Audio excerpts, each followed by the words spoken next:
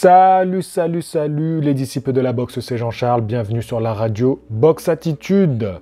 La chaîne est monétisée les gars, enfin la chaîne, les podcasts Box Attitude est monétisée sur YouTube, donc ça va pouvoir me permettre de gagner un petit peu d'argent.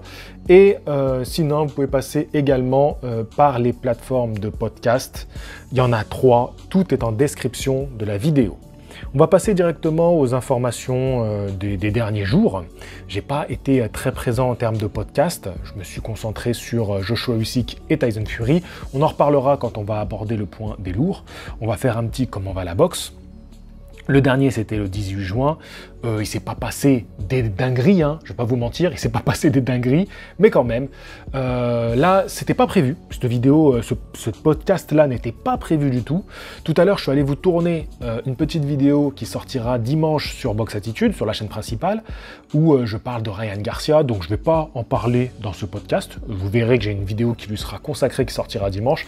Et puis, je me laissais aller à parler un petit peu de Joyce, et puis aussi de Jesse Rodriguez Franco, qui a fait un super combat le week-end dernier. Donc, je me suis dit, allez, comme là, j'ai un petit peu de temps devant moi, j'ai bien une demi-heure, une heure là, pour vous faire un podcast, et ben je vais vous en parler, puis on va parler aussi du reste de l'actu. Donc, ceux qui me suivent sur Box Attitude, je pense que c'est 100% des personnes ici, enfin j'espère, ce serait très bizarre, ben, vous verrez que j'en reparlerai un tout petit peu dans l'intro, mais vous, comme vous êtes voilà, les plus téméraires, les plus assidus, les plus fidèles, ben, vous aurez eu une version un peu plus longue et vous pourrez sauter l'intro dimanche. Bref, et puis je me suis dit, attends, si je veux parler de Joe Joyce, il faut que j'en parle avant quand même, avant que le combat ait lieu, parce que la vidéo elle va sortir dimanche, le combat sera déjà passé. Donc on va quand même donner un petit pronostic avant. Il y a des choses à dire, franchement, quand même. Je vous ai dit, voilà, l'actu elle est pas ouf, mais il y a quand même des choses à dire. Donc on va commencer avec les super mouches, la catégorie des super mouches. Comme je vous disais, il y a Jesse Rodriguez Franco qui a affronté Visaksil Wangek. Donc c'est pas sous ce nom-là qu'on le voit en général quand il sort Wongwusai.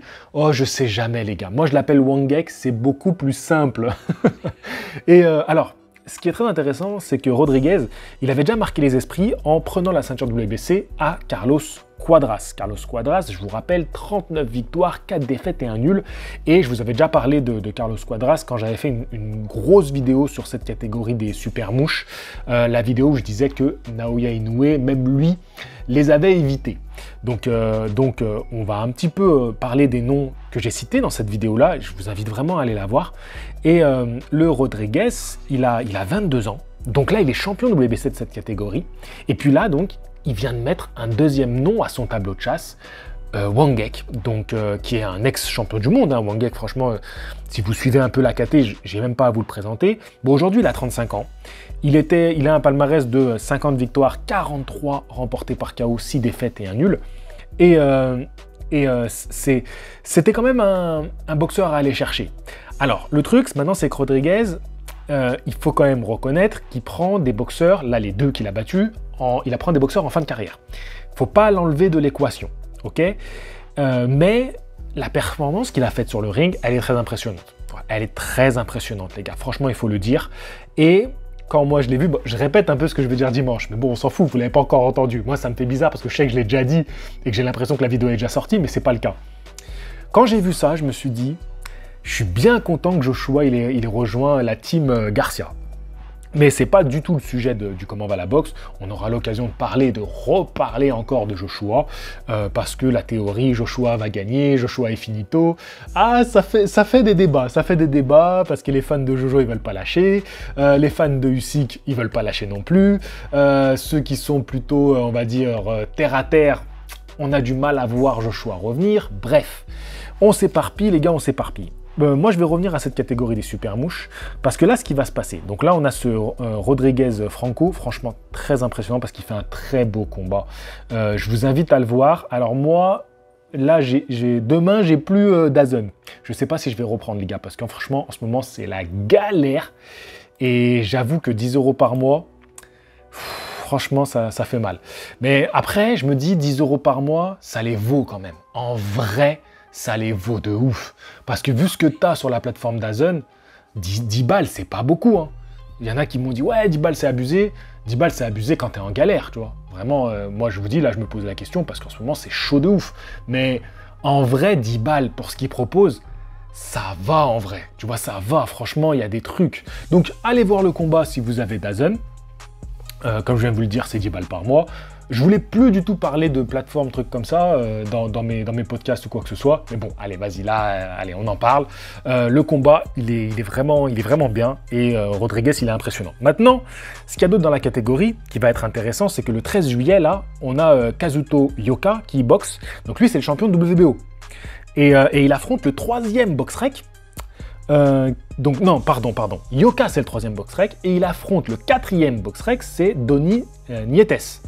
Donc ça va être vraiment un combat à regarder qui va être très intéressant. Donc c'est un potentiel adversaire pour Rodriguez, hein, parce qu'on aimerait que cette catégorie, on ait une unification des ceintures. Et vous savez tous qu'il y a Roman Gonzalez qui cartonne, Chocolatito, qui est numéro 1 de la catégorie. Quand je vous dis numéro 1, numéro 2, tout ça, c'est tout BoxRec. Hein. Je suis pas allé regarder aussi Ring, j'ai fait ça un peu en speed. Normalement, je vous compare toujours BoxRec et Ring, mais là, c'est que BoxRec. Donc, Gonzalez, lui, c'est 51 victoires, 41 KO, 3 défaites, et il a 35 ans. Donc lui aussi, c'est fin de carrière, ok. Et on sait que là, il vient de dominer Julio César Martinez. Il a battu le Mexicain Julio César Martinez.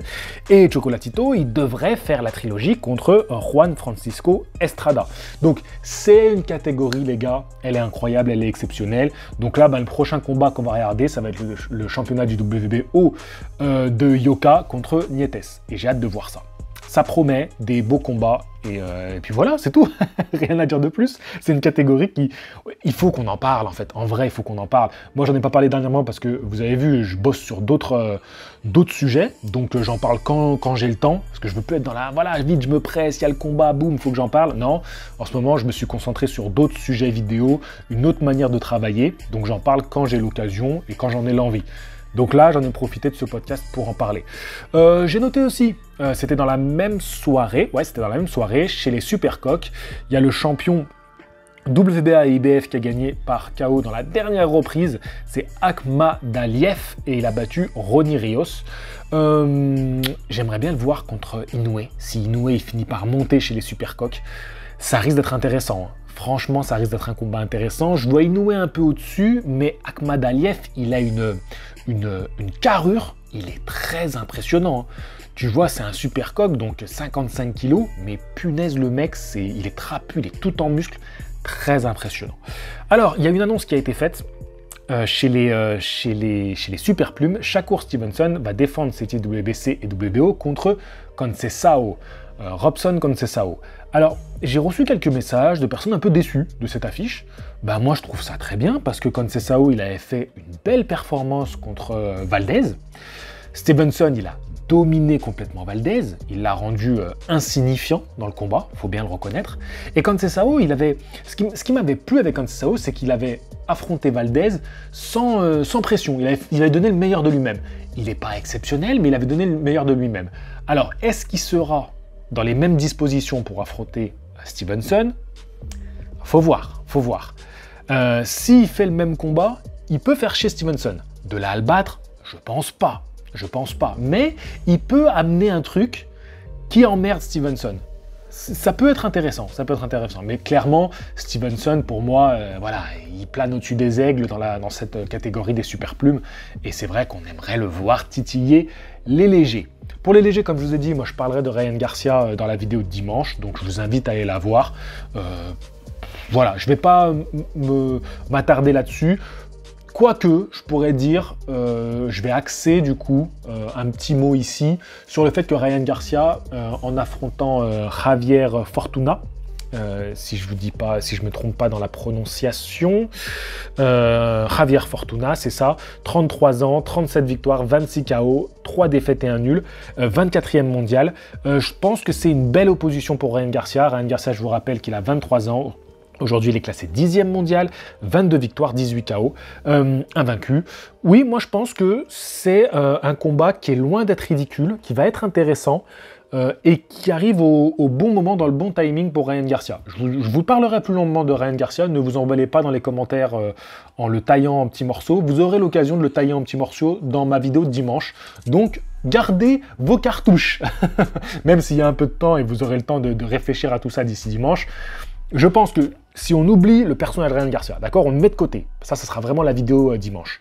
Mais je pense que là, vu son dernier combat, qui était médiocre, là, c'est un niveau supérieur. Attention, regardez les derniers combats de Fortuna. Et les mecs contre il perd, c'est des très bons boxeurs. Il perd au point. Ça va pas être simple. Ça va pas être simple. Je pense que Ryan, il doit être au-dessus s'il l'affronte aujourd'hui. Il n'y a pas trop de doute, mais il va falloir en faire plus. Clairement, le Ryan Garcia qui a combattu à son dernier combat, il va avoir des problèmes. Donc il faut qu'il montre une progression. Et c'est ce qu'on veut. De toute façon, maintenant, on veut le voir monter, on veut le voir atteindre les sommets. Donc, il doit forcément montrer une progression dans sa boxe. Voilà, il n'y a pas le choix, il faut qu'il progresse. Donc, c'est très bien. Donc voilà, je ne m'attarde pas là-dessus, les gars. Je vais passer tout de suite au Walter, parce que la dernière fois, je dis les combats les plus intéressants de l'année, parce que j'avais fait ma vidéo où je parlais de Joshua Usyk, et puis je parlais aussi de Canelo Golovkin. Il y a quelqu'un qui me dit, et en plus, je crois que c'est Malik dans les commentaires, le gars qui s'appelle Malik, je suis plus sûr. C'est quelqu'un qui commente énormément et il suit la boxe de ouf. Hein. Il me dit non, JC, le combat le plus attendu de l'année, c'est Terence Crawford contre Errol Spence Jr. chez les poids Walter. Ok, mais pour l'instant, il n'y a rien d'officiel. Donc oui, il y a des rumeurs sur ce combat-là. Ça devrait se faire cette année. Disons que, vu ce qui s'est passé du côté de Terence Crawford, donc champion de WBO, la défense de titre et qui s'est séparé de Top Rank. Vu que Errol Spence Jr. maintenant il détient 3 ceintures, WBC, WBA et IBF. Bon, ça devrait être cette année, mais les gars, vous connaissez la boxe, souvent les rumeurs durent et perdurent. Bon, moi j'attends que ça soit officiel. Moi, la boxe, ça me saoule, c'est trop facile, vous savez, ils parlent et blablabla, des rumeurs, des journalistes qui font des tweets et des articles, mais il n'y a rien de concret. Le nombre de fois où on a relayé des infos et c'est jamais arrivé, bon, c'est pas nouveau. Donc, moi j'espère, c'est un combat que je veux voir, vous connaissez mon chouchou Terence Crawford, mais c'est un combat qui promet d'être exceptionnel. Vraiment, il promet d'être exceptionnel. Et oui, je suis d'accord avec toi, c'est le combat le plus réclamé de l'année. Mais il n'est pas signé. Je parle de combat signé. En parlant de combat signé, on passe au super moyen. Golovkin. D'où mon titre, un petit peu piquant. Triple G finito. Parce que vous êtes tous à dire que Golovkin, il est mort. Golovkin qui va tenter de monter chez les super moyens, qui va tenter de prendre les titres WBC, WBA, WBO et IBF de Alvarez. Il faut savoir que Golovkin n'a jamais réuni tous les titres, même quand il était à son prime et qu'il défonçait tout le monde en poids moyen. Il n'a jamais eu toutes les ceintures en sa possession. Et il a été battu 2 fois par Canelo, enfin, il a fait un match nul et il a été battu par Canelo. Et là, bon, tous ces fans qui n'en démordent pas, non, Golovkin a gagné. En plus, il y a eu le steak. Le steak, ça arrive pile entre les 2 combats, les gars. Il y a tout ça qui est mêlé entre mêlés. Donc, il y a des choses à régler dans ce combat-là. Et surtout, ce qu'il en ressort aujourd'hui, c'est que Canelo Alvarez, il est chaud bouillant. Il veut mettre un terme à cette histoire. Il veut mettre un terme à la carrière de Golovkin. Et là, bon, ils sont en train de faire la tournée, donc on les voit faire des face-à-face. Un face-à-face dans telle ville, l'autre face-à-face dans telle ville, l'autre face-à-face là-bas. Donc voilà, ils font la promotion du combat. Ils ont bien raison. Je pense qu'ils en font un peu plus parce que Canelo a connu cette défaite. Donc ils veulent un peu plus le promouvoir et ils font encore plus d'efforts. Est-ce que les mots de Canelo sont pas aussi un peu pour promouvoir le combat? Est-ce qu'on va pas voir Golovkin qui petit à petit va aussi lâcher des petites phrases? C'est possible, ça fait partie du jeu. Bien sûr, on sera là pour commenter les petites phrases, on sera là pour dire oui, j'ai vu que là Golovkin il baisse les yeux, j'ai vu que là Canelo il a marché sur le pied de Golovkin. Bon, on sera là pour commenter parce qu'on adore ça, voilà, on adore ça. Ça nous excite avant un combat, ça nous met dedans, c'est vrai. Bon, en tout cas, je ferai ma vidéo, bien sûr, avant combat en septembre. On a un petit peu de temps, laissez-moi profiter de l'été, tranquillement. Il y a tellement de belles choses qui vont arriver.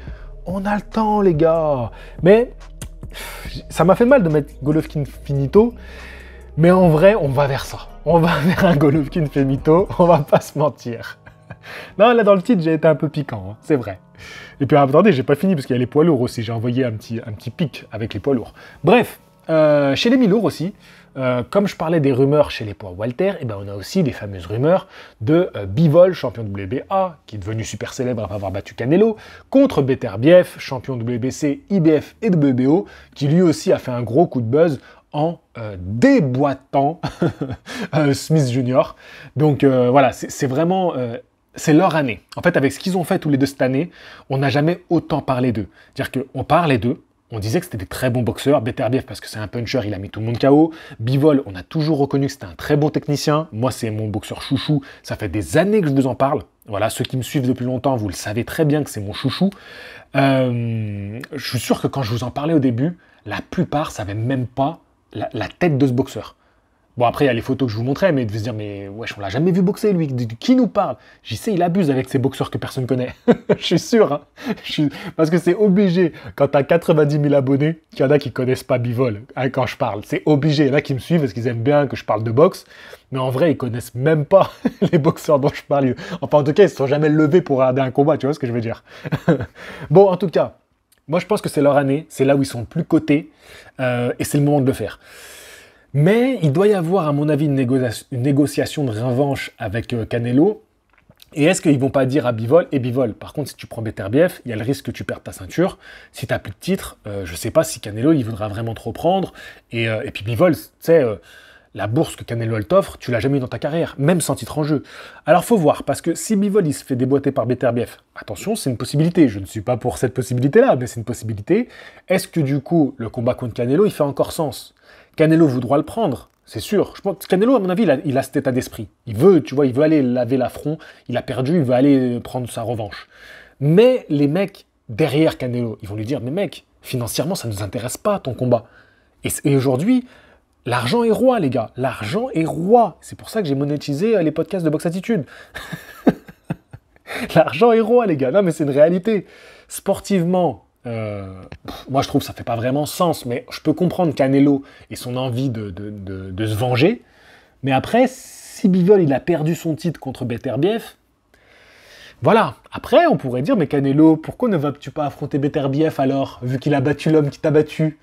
Tu peux, quelque part, aussi te venger de cette manière. Bon, bref, en tout cas, c'est un combat qui, voilà, pour l'unification totale chez les mi-lourds, ce serait beau. Voilà, franchement, si on peut avoir de plus en plus de combats d'unification totale, on l'a eu chez les Walter, chez les Super Walter, voilà, on l'a eu chez les super légers, on a plein de catégories où ça se fait, bientôt on va l'avoir avec les poids coqs, franchement c'est génial, on aimerait bien l'avoir chez les lourds, on en reparlera plus tard.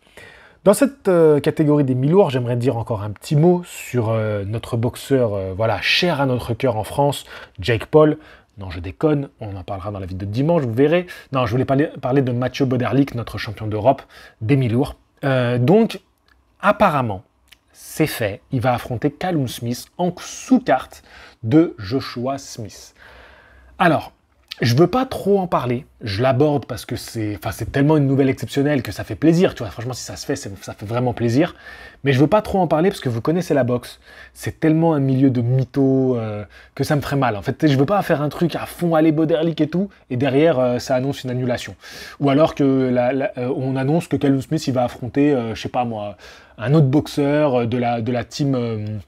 de la team Eddie Hearn, parce que Eddie Hearn pourrait essayer de placer un de ses boxeurs aussi, c'est possible. On sait qu'il avait essayé de placer, je me souviens plus de son nom, Ryder, je crois qu'il s'appelait.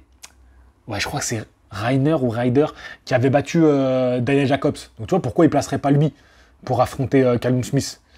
Ah non, mais attends, je te dis n'importe quoi, c'était un super moyen.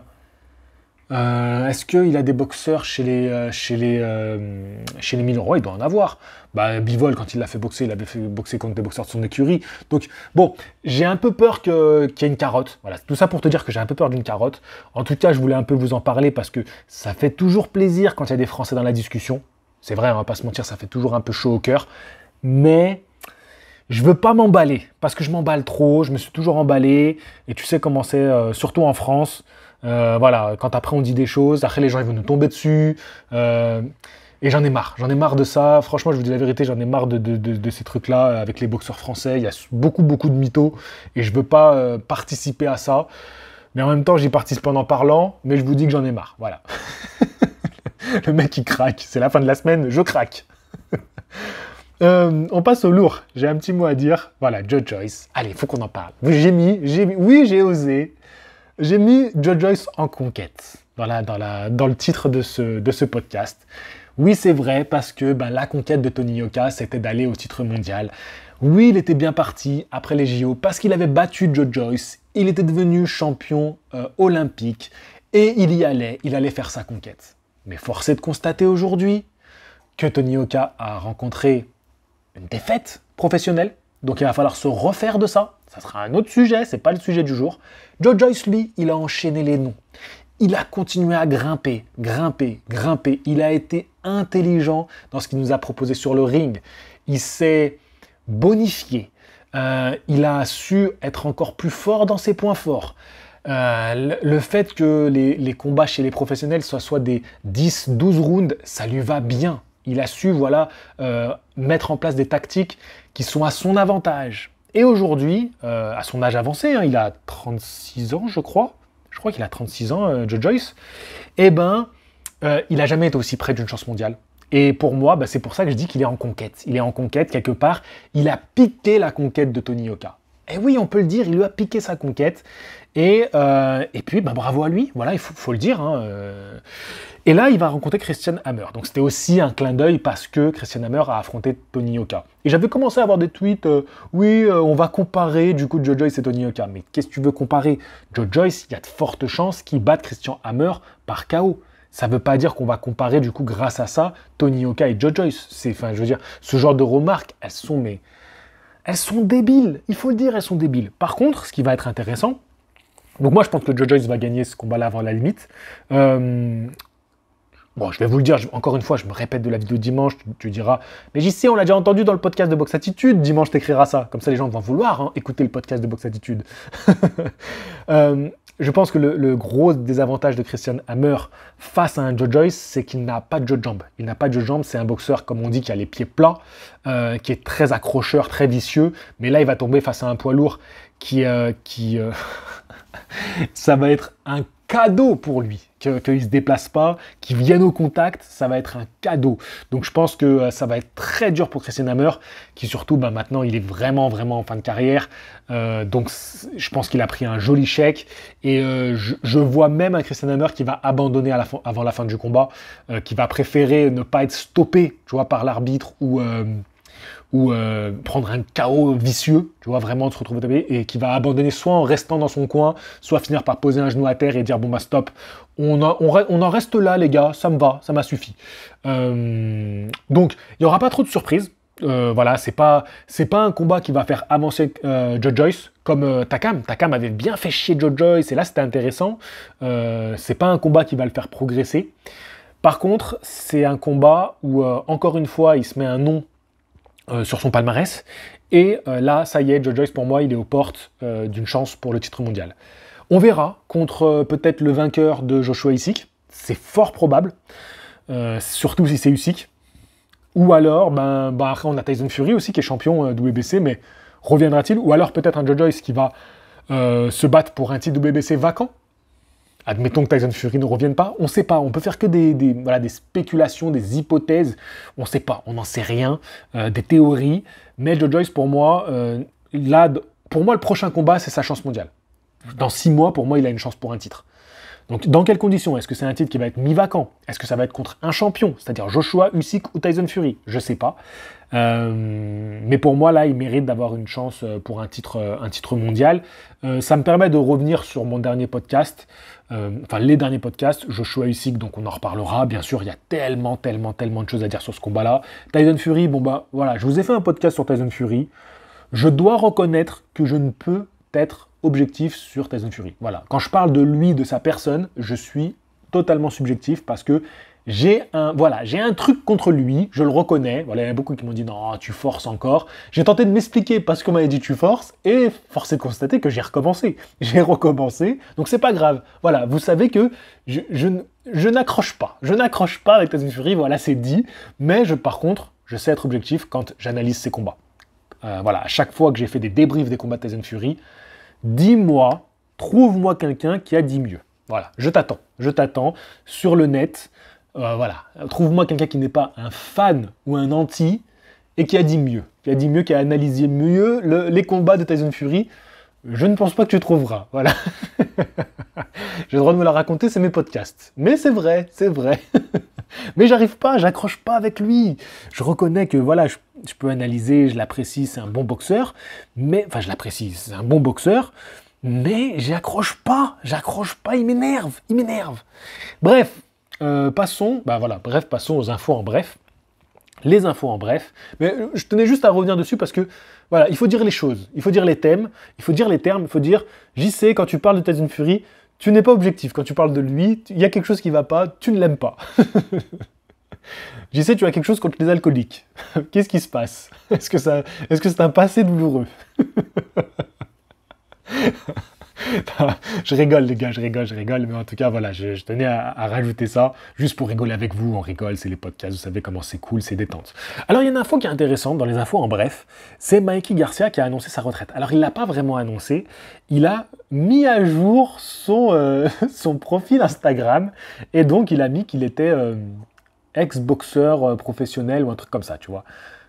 Ancien champion, truc. Est-ce que ça veut dire qu'il ne reviendra pas du tout? Voilà, champion du monde retraité, je crois que c'est ça les termes qu'il a dit. Je sais pas, franchement j'en sais rien. Mais c'est vrai que ça fait un petit quelque chose. J'ai hésité d'ailleurs à faire ma vidéo de demain, vendredi, sur lui. Mais ça m'obligeait à être dans ce que j'ai voulu absolument arrêter, c'est-à-dire être dans la réaction immédiate. Ah, il annonce ce truc, bon bim, je fais la vidéo dessus. Et c'est une chose que je veux plus être. Tu vois, je veux plus être dans cette réaction immédiate. Tu vois, d'ailleurs, maintenant, sur Box Attitude, la vidéo attend le dimanche. Même s'il y a une info qui tombe, ça attendra le dimanche pour que j'en parle. Tant pis, tu vois, même si j'ai quelques jours de retard, les autres chaînes en parleront, je dirais d'une manière différente. Voilà, c'est... Donc, je me suis dit, ouais, tu vas réagir à ça, boum, tu vas faire des recherches dessus. Non, reste sur ton truc. Tu as prévu, demain, c'est une vidéo sur Manny Pacquiao, voilà, je vous l'annonce. C'est sur son évolution physique de Manny. Voilà, si tu restes sur ça, tu fais ta vidéo sur ça. Et j'étais même en train de travailler autre chose à la base. Je vous prépare une vidéo sur les 12 meilleurs boxeurs. Voilà, vraiment incontestable, les 12 meilleurs. Il n'y a rien à dire, tu ne peux pas tester. Il y a des arguments fondés.